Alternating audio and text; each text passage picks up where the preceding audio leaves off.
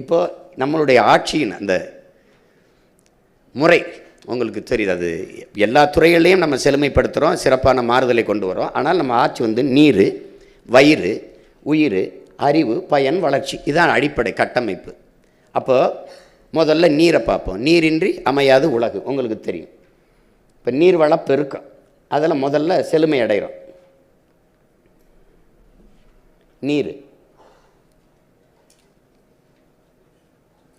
நீரின்றி அமையாது உலகனின் யார் யாருக்கும் வானின்றி அமையாது ஒழுக்கு, நம்முடைய மறையோன் வள்ளுவ பெருமகனார் சொல்கிறார். இப்போ மழை இல்லை என்றால் மழை இல்லை, மழை இல்லை என்றால் நீர் இல்லை, நீர் இல்லை என்றால் நிலம் இல்லை, நிலம் என்றால் வளம் இல்லை, வளம் இல்லைன்னா ஒன்றும் இல்லை, நீங்களும் இல்லை நானும் இல்லை, ஒன்றும் இல்லை, அதான் சொல்லுது.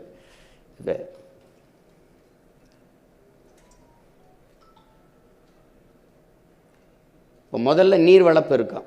இப்போ நீரை வந்து தண்ணீரின் தேவையில் நம்ம தண்ணீரை அடைய வேண்டியது இருக்குது. அதை நம்ம அறிவு மூதாட்டி அவ்வை வரப்புயர நீர் உயரும், நீர் உயர நெல் உயரும், நெல் உயர குடி உயரும், குடி உயர கோல் உயரும், கோல் உயர கோன் உயர்வான்ங்கிறான். அப்போ வரப்பு உயரவாக இருக்குது, இங்கே நீர் உயரலை, அதான் பிரச்சனை. நெல்லும் உயிரென்றே நீரும் உயிரென்றே மன்னன் உயிர்த்தே மலர்தலை உலகம்னு மோசிக்கிறனார் பாடுறார்.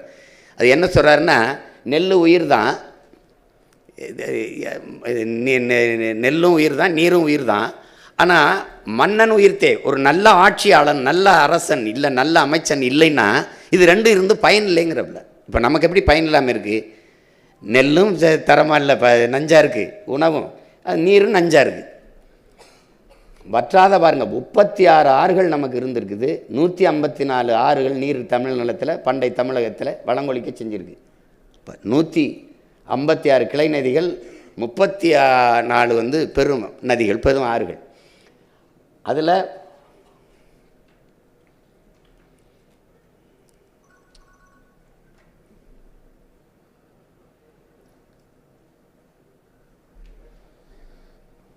நம்ம பாட்டை என்ன பாடுறோம்? காவிரி தென்பண்ணை பாலாறு தமிழ் கண்டதொருவை பொருணை நிதி என மேவிய பல ஆறு கூட திருமேனி செழித்த தமிழ்நாடுங்கிறான்.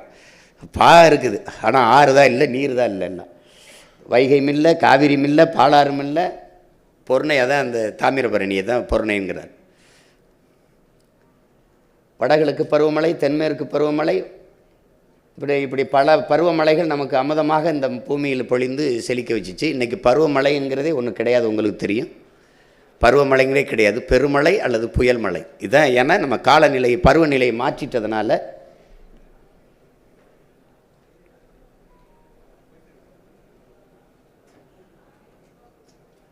நீங்கள் இயக்குங்க, நான் தேவைன்னா நிறுத்திப்பேன்.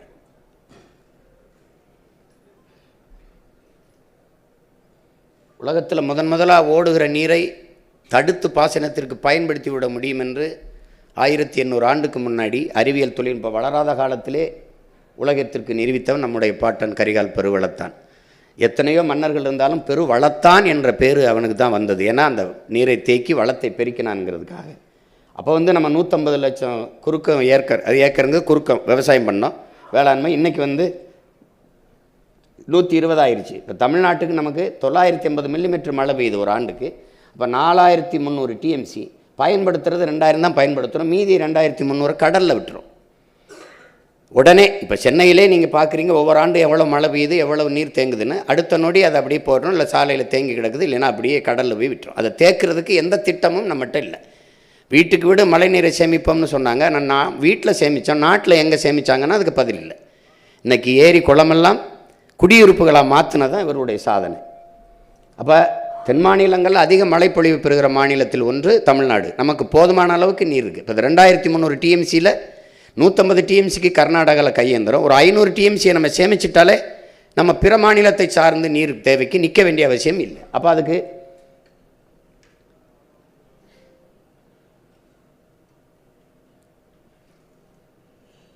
இது பாருங்கள், இது வந்து நொய்யலாறு. இப்போ காவிரியிலே தண்ணி திறந்து விடும்போது நீங்கள் பார்த்தீங்கன்னா அதை நான் விழிவாக காட்டும்போது தெளிவாக விளக்கி பேசுவேன், பெருசாக காட்டுவேன் அதை. இது வந்து இது நீர் தான், அது நுரை. அமைச்சர்கிட்ட கேட்டால் மக்கள் போட்டு குளித்த சோப்பு அப்படின்றாரு. இதை சாயக்கழிவு, ஆலை கழிவுகள் அப்படி விடுறதுனால இந்த நீர் இதில் கலக்குது. இந்த நீர் நஞ்சு. இது நிலத்தில் படியும்போது நிலத்தடி நீரும் நஞ்சாகுது. இதை ஆடு மாடுகள் மற்ற உயிரினங்கள் குடிக்கணும், அது விஷத்தை குடிக்குது. இதை பாய்ச்சி விளைய வைக்கிற பொருள் விளை பொருளோ எல்லாம் கத்தரிக்காயோ நெல்லோ அரிசியோ பருப்போ நஞ்சாக தான் விளையும். அது தனியாக பேசணும். பிறக்கிற குழந்தை ஏன் புற்றுநோயோட பிறக்குதுங்கிறது தனி, அது தனியாக பேசணும். நம்ம எப்படி இது கூவம் ஆறு, இப்படி இருந்த ஆறு எப்படி ஆக்கி வச்சுருக்காங்கன்னு பாருங்கள். இப்போ நாம் அந்த தண்ணியை கலக்க விடலை, கூவத்துக்குள்ளே கலக்க விடலை. வெளியில் இங்கேருந்து கழிவு நீர்லாம் எடுத்து குழாய் மூலமாக நான் வெளியில் எடுத்துகிட்டு போயிடுறோம். மறுபடியும் தூய நீர் ஓடுற மாதிரி அதை நல்ல நதியாகவே மாற்றிடுறோம். நம்ம அதை தெளிவாக விளக்கி பின்னாடி போட்டு காட்டுறேன் நான். அப்புறம் அதான் நீரை தேக்கிறதுக்குன்னா ஒரு 15 கிலோமீட்டருக்கு ஒரு தடுப்பணை கட்டினா போதுங்கிறாங்க. ஆனால் சந்திரபாபு நாயுடு பாலாறில் 5 கிலோமீட்டருக்கு ஒரு தடுப்பணை கட்டிட்டார்.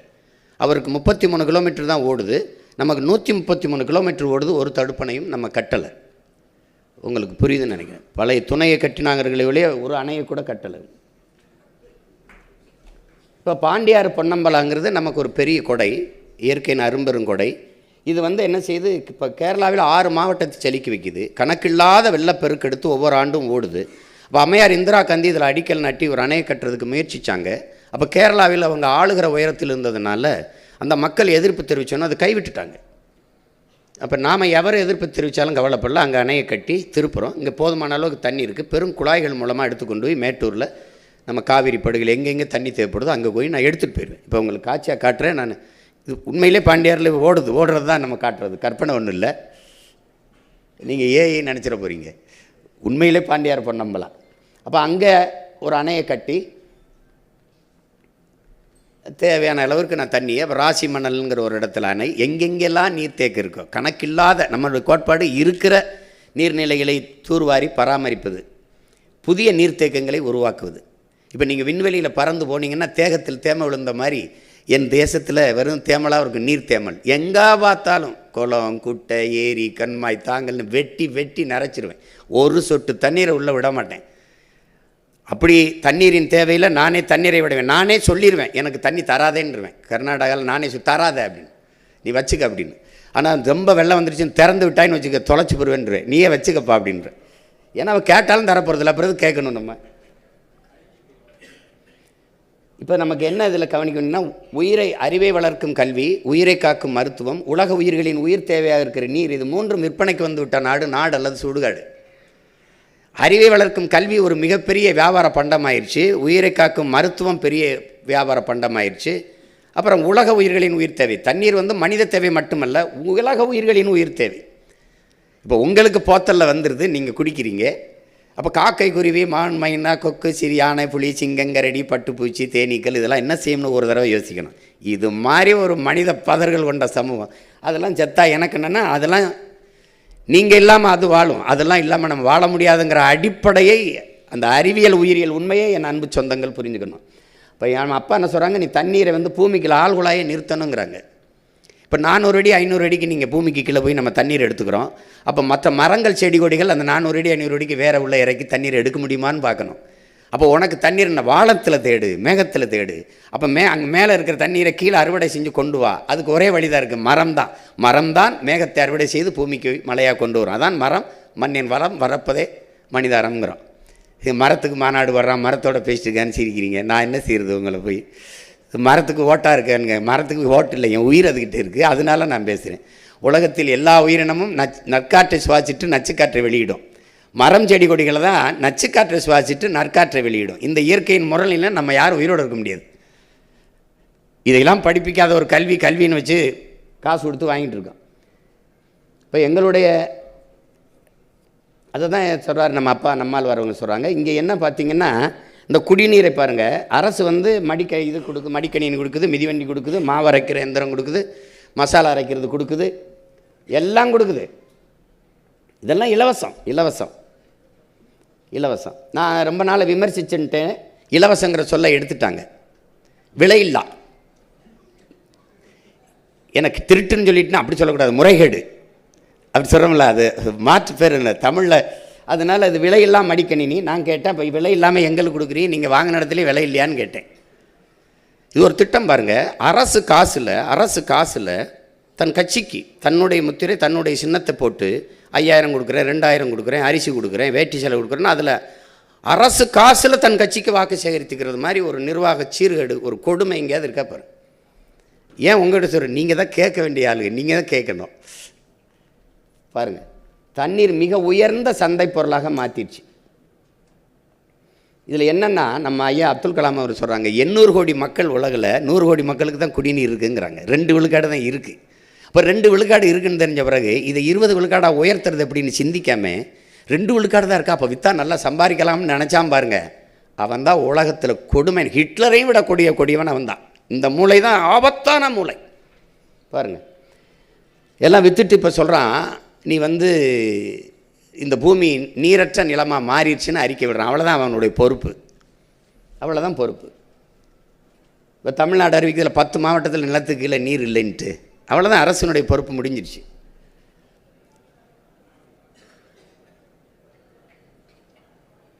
தென்னாப்பிரிக்காவில் கேப்டன் நகரில் ஒரு சொட்டு தண்ணி இல்லை. அது தென்னாப்பிரிக்காவில் கேப்டன் நகருக்கு வந்தது நமக்கு வராதுன்னு நம்ம சொல்ல முடியாது. இப்போ பாருங்கள், மனிதர்கள் நம்ம போத்தலில் குடிக்கிறோம், இந்த மற்ற உயிரினங்கள் படுகிற பாட பாருங்கள். அந்த பாவம் நம்மளை சும்மா விடுமான்னு பாருங்கள். இங்கே பாருங்கள், இந்த அணிலாம் கையெடுத்து கும்பிட்டு தண்ணி கேட்குது பாருங்கள், என்ன கொடுமை பாருங்கள். அணிலுக்கும் தண்ணிக்கு நான் தான் போராட வேண்டியிருக்கு. இது சும்மா ஒரு மாதிரி காட்டியிருக்கேன். இது நீண்ட நேரம் ஓடும். நான் அங்கே திரையிட்டு காட்டும்போது வாக்கு சேரிக்கிற இடத்துல நீண்ட நேரம் ஓடும். ஒவ்வொன்றையும் நான் காட்டுவேன், எப்படியெல்லாம் இந்த இது பண்ணுறது, இது எப்படி ஏற்புடையதான்னு கேட்பேன். இதை இப்போ அடுத்து, இப்போ நீரில் நம்ம தண்ணீரை அடைஞ்சிடறேன், அது நான் அடைஞ்சிடறேன். நான் இன்னும் தெளிவாக விளக்கி பேசுகிறேன், அதில் வரைவிலையும் கொடுத்துருப்பேன். இப்போ வயிறுக்கு வரேன். இப்போ வயிறுனா உங்களுக்கு தெரியும், பசிங்கிற சொல்லு இல்லாமல் ஒழிக்கணுங்கிறது என்னுடைய இது. அதனால் என்ன சொல்கிறேன், வேலை இல்லை என்ற சொல்லுக்கு இனி வேலை இல்லை, வறுமைக்கும் வறுமை வரும், பசிக்கும் பசி வரும், பைந்தமிழர் ஆட்சியிலேன்னு சொல்கிறது காரணம் தான். பசிங்கிற சொல்ல இல்லாமல் ஒழிச்சிருவேன். அது நீங்கள் சும்மா விளையாட்டு சொல்கிறேன், உண்மையிலே ஒழிப்பேன். நீங்கள் சும்மா ஒப்புக்கு, ஏன்னா நான் இலவசம் தர்றேன்னு சொல்லலையே, அதுதான் சிறாரு. நீ இவன் இப்படி வெற்று வாக்குறுதிகளை கொடுக்குறவன், அடிக்கடி வாக்குறுதி கொடுக்குறவன் நிறைவேற்ற மாட்டான், சும்மா சொல்லி விடுறது. இங்கே பாருங்கள், சுழன்றும் ஏற்பின்னது உலகம், அதனால் உழந்தும் உழவே தலைன்ட்டார். உழவு தாண்டா, அதுக்கு பின்னாடி தாண்டா எல்லாம்ட்டார். இதில் என்னென்ன, அந்த வேளாண்மையை இவங்க நம்ம மக்களுக்கு எல்லாருக்கும் ஒரு இது இருக்குது, படிக்காதவன் செய்கிற தொழில். எனக்கு வேளாண்மை தொழில் இல்லை, நம் வாழ்க்கை முறை, நம்முடைய பண்பாடு, கலாச்சாரம் என்பதை என் அன்பு சொந்தங்கள் புரிஞ்சுக்கணும். ஆதியில் நாம் செஞ்சது அதுதான். வேளாண்மை என்பது தொழில் அல்ல. அது திரும்ப சொல்கிறது, படிக்காதவன் செய்கிறது. படிக்காதவனுக்கு தான் பசிக்கும், படித்தவனுக்கு பசிக்காதான்னு கேட்டால் அவங்கள்ட்ட பதில் இல்லை. என் அன்பு உடன் பிறந்தார்களே, நீங்கள் சாஃப்ட்வேரில் வேலை செஞ்சாலும் சாப்பிட்டு போய் தான் வேலை செய்யணும். நீங்கள் விண்கலத்தை விண்வெளிக்கு அனுப்பலாம், அந்த விஞ்ஞானிக்கு சோறு விவசாயி தான் அனுப்பணும்.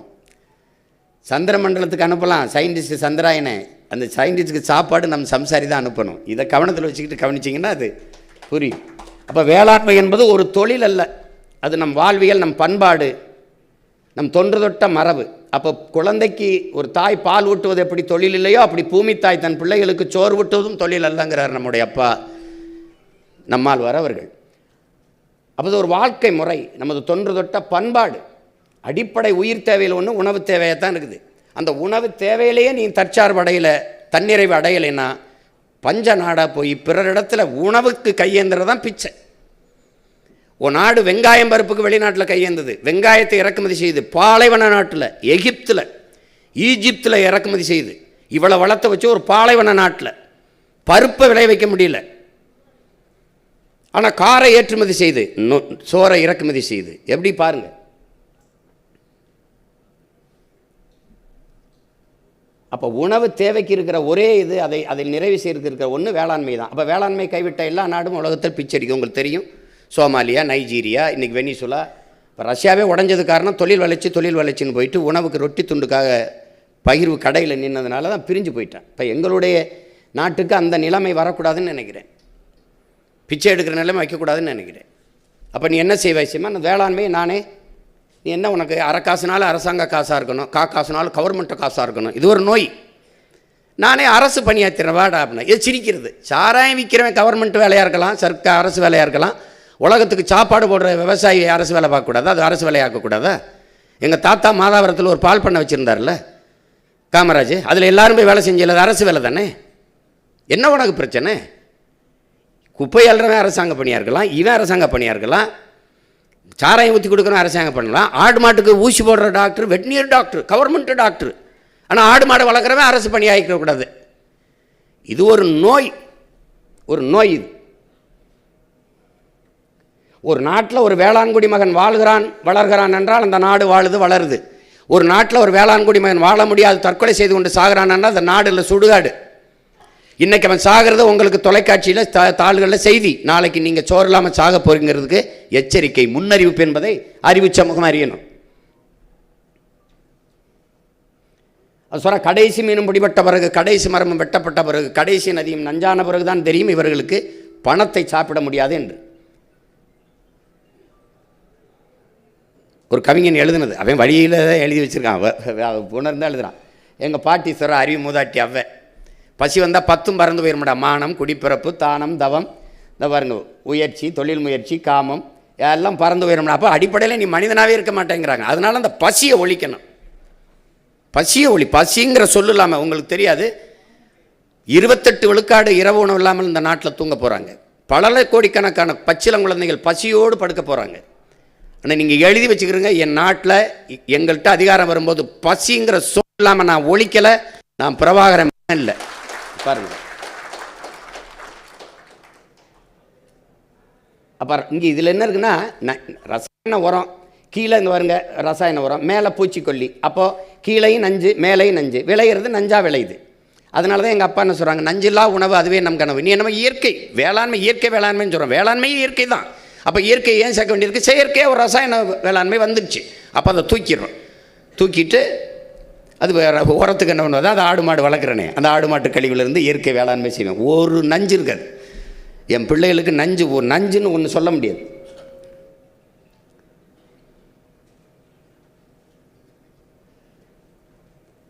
அப்போ வேளாண்மையை முன்னிறுத்திய பொருளாதாரத்தை நாங்கள் கட்டமைக்கிறதுனால அதை தற்சார்பு, பசுமை, தாய்மை பொருளாதாரம்னு சொல்கிறோம். இப்போ நான் இப்போ பில்கேட்ஸ் உங்களுக்கு தெரியும், உங்களுக்கு கணிப்பொறி துறையில் அவர் சாஃப்ட்வேர் இண்டஸ்ட்ரியில் அவர் தான் பிதாமகன். அவர் 2,70,000 ஏக்கரில் அமெரிக்காவில் வேளாண்மை செய்கிறார். அவர்கிட்ட கேட்குறாங்க, ஏன் பில்கேட்ஸு நீங்கள் வேளாண்மை செய்கிறான்னு. அவருக்கு தெரிஞ்சிருக்கு, நான் சொல்கிற மாதிரி சாஃப்ட்வேரில் வேலை செஞ்சாலும் சாஃப்ட் போய் தான் வேலை செய்யணும்னு. அவர் என்ன சொல்கிறார், அங்கே தான் நிலையான பொருளாதாரம் இருக்குது, அங்கே தான் எல்லாருக்கும் வேலை வாய்ப்பை கொடுக்க முடியுங்கிறது. எல்லாருக்கும் வேலை வாய்ப்பை நான் எப்படி கொடுக்குறேன்னு பாருங்கள், இப்போ கொஞ்சம் காட்டுவேன் பின்னாடி. அப்போ அரசே வேளாண்மை செய்யுது, நானே வேளாண்மை செஞ்சிடுறேன். எங்கு பார்த்தாலும் பண்ணை நிலங்கள், கூட்டு பண்ணை வேளாண் நிலங்கள், 1000 ஏக்கர், 100 ஏக்கர், 200 ஏக்கர், 300 ஏக்கர்னு நான் எடுத்துறேன். நிலம் இல்லைன்னா என் மக்கள்கிட்ட குத்தகைக்கு எடுத்துக்கிறேன், ஒத்திக்கு எடுத்துக்கிறேன். 25 ஆண்டுக்கு ஆங்கிலத்தில் லீஸுங்கிறோம்ல, அப்படி எடுத்துக்கிறேன்.